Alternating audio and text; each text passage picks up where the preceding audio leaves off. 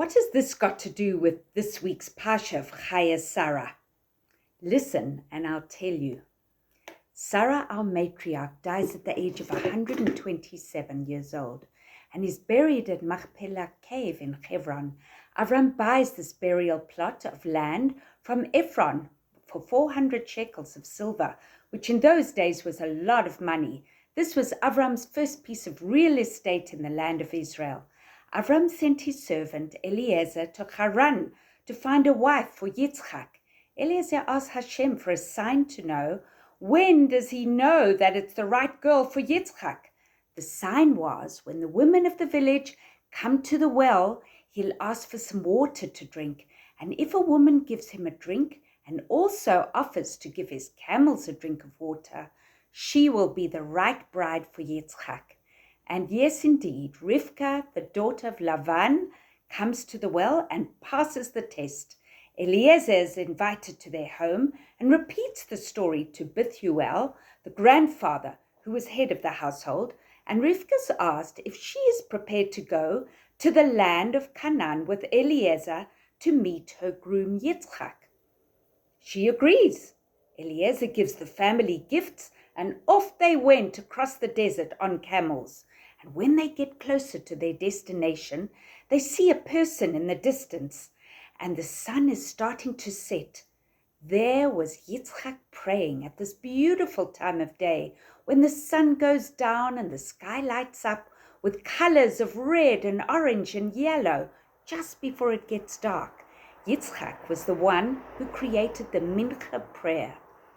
When Rivka sees Yitzchak, she slides off the camel gracefully and covers herself modestly with a shawl.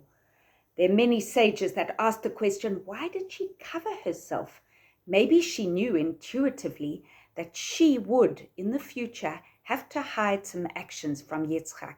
There are other ideas about that too. We won't go into that. The Torah tells us that Yitzchak took Rivka into his tent, and then he married her, and then he loved her, and is finally comforted over the loss of his mother, Sarah. Rivka becomes the new matriarch, and the clouds of glory return above the tent, and Shabbat candles lasted for a full week, and challah that was baked stayed fresh as it did for Yitzchak's mother, Sarah. Did you know that Yitzchak is the only one of the patriarchs that had only one wife? Avram and Yaakov had many wives. It's also said that Rivka was the perfect complement for Yitzchak. She was worldly and had deep insights and was creative and spontaneous.